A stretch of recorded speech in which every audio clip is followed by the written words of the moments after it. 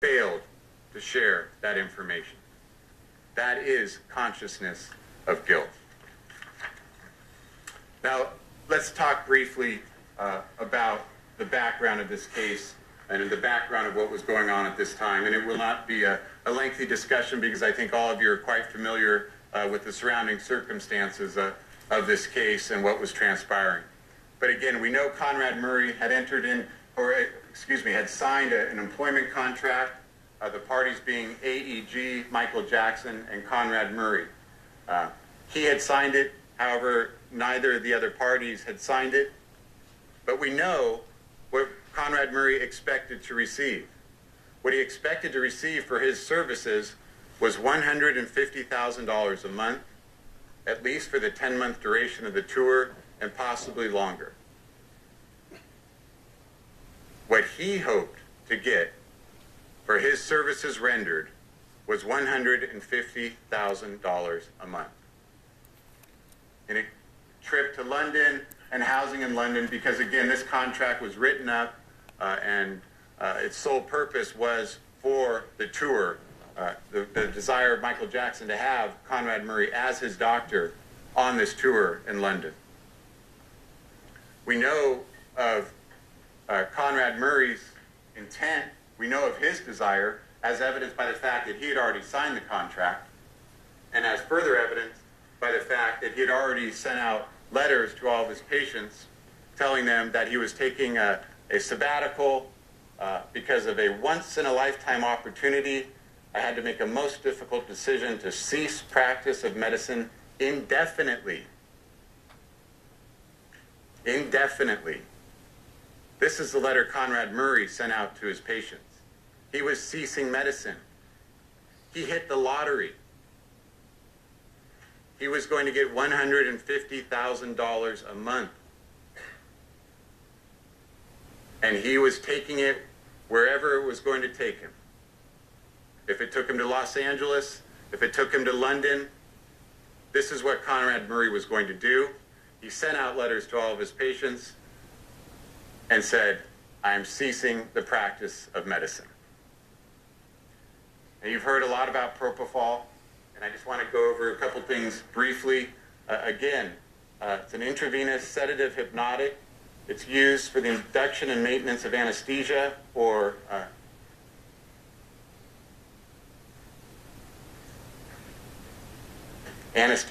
sedation. You know where it's used, you know when it's used, and you know why it's used. What I want to talk about are the shipments and the quantity and the knowledge of Conrad Murray as these shipments continued. As these huge volumes of propofol were being shipped and continued all throughout the months, including June of 2009. We know they were all shipped to Nicole Alvarez's apartment, not to a medical office, not to a medical clinic, as Conrad Murray had relayed to Tim Lopez, but to an apartment building, left to be signed for by Nicole Alvarez, whoever else may have picked up the package. But cases of propofol, 10 count, 40 count, being shipped to the apartment of Nicole Alvarez, beginning in April through June. We know, April 6th, there were 10 100 milliliter vials. Those are the large ones. That's People's 30. This is the 100 milliliter vial. 10 of those shipped on April 6th. 25 of the smaller ones for a total of 5,000 milligrams. Then April 28th, 40 of the large vials.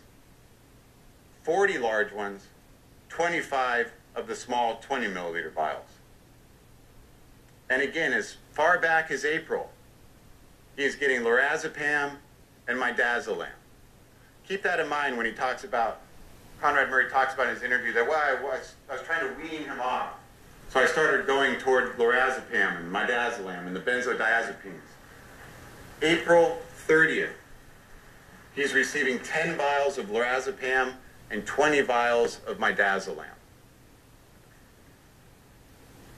We then have the recording of May 10th, 2009, on which you hear the tragic, sad voice of Michael Jackson in some sort of drug-induced, slurred stupor. And you hear the voice of Conrad Murray, evidently seated right there as he recorded the conversation, or excuse me, the voice of Michael Jackson. May 10th, 2009. Again, think of this when Conrad Murray says in his interview, well, and referring to the time period of June, that he began to think there was a problem. He began to want to wean him off. This is a month and a half prior to Michael's death. You've heard the recording and you have it in evidence to hear during deliberations if you so desire. It is sad recording. And for reasons unknown, it's made by Conrad Murray on his iPhone and kept on his iPhone by a doctor who will not keep a shred of medical records to be reviewed, by a doctor who could not provide one piece of medical record documenting his nearly 2 months of propofol infusions. But yet, on his own personal iPhone, he records Michael Jackson's voice and keeps it.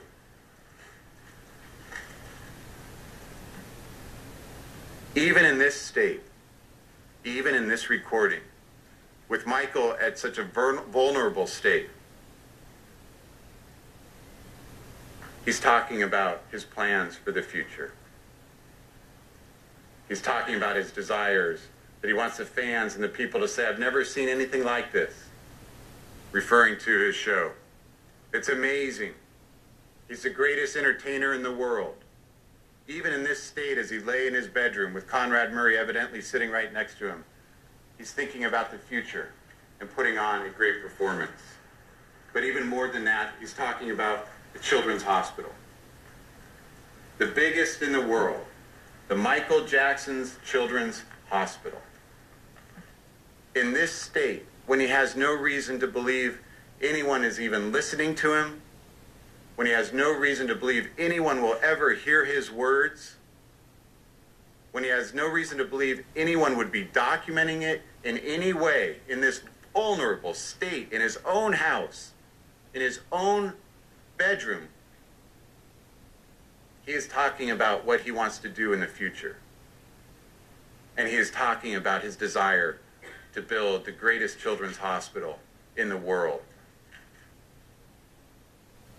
These are his true feelings. These are his true desires. This is what he's saying in a private, vulnerable moment of what he wants to do. And for reasons unknown, for reasons completely unknown and unexplained, Conrad Murray sits by his side and records him on his iPhone. And what do we know happens after May 10th, 2009? After hearing this voice, after hearing Michael Jackson in this condition, what does Conrad Murray do just 2 days later?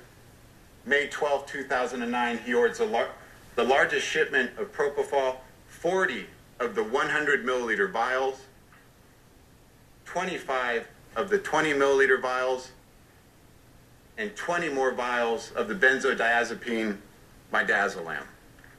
Just 2 days after recording Michael Jackson in that state. From May 12th, we go to June 10th. Again, another shipment of 40 large vials.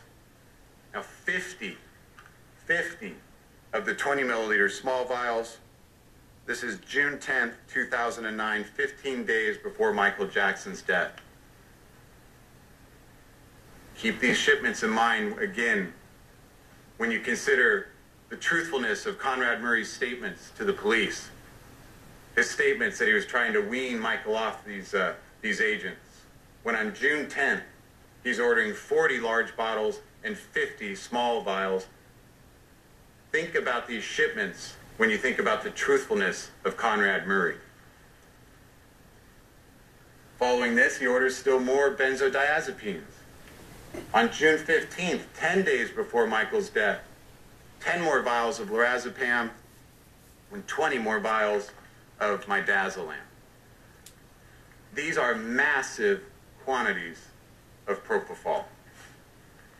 We've learned that this amounts to over 4 gallons of propofol. We're talking amounts of administration in the range of milligrams, and we're talking about a shipment of 4 gallons of propofol. Spread over, if you go from the April 6th date to the date in June, spread over 80 days, that amounts to nearly 2,000 milligrams a day of propofol. But Conrad Murray wants you to believe that on June 25th, 2009, he administered 25 milligrams, 2.5 cc in a 10 cc syringe. When we know from the shipment records that nearly 2,000 milligrams a day are being shipped. And you also know that multiple search warrants were executed in this case. At Conrad Murray's house, at his businesses, at storage facilities, at Nicole Alvarez's apartment. No other propofol bottles were found. No other propofol bottles were found. Now, what do we learn was happening then as it relates to Conrad Murray's knowledge? The knowledge of the devastation he's unleashing on Michael Jackson through this grossly negligent care. We know that in the first week of June, there's a meeting because there's concern about Michael's nutrition, his weight. And there's a meeting held. And Conrad Murray's at the meeting, and he assures everyone he'll take care of it. And by all accounts, everyone at the meeting is satisfied. It appeared Conrad Murray said he's going to take care of it. He's going to take care of it. They knew him to be the personal physician selected by Michael Jackson. He was a medical doctor. He's hearing what they're telling him, and he assures them that he will take care of it. Randy Phillips said it was obvious that Michael had great trust in Conrad Murray. Conrad Murray indicated to everyone there that Michael was in great health, a statement he made multiple times to multiple people.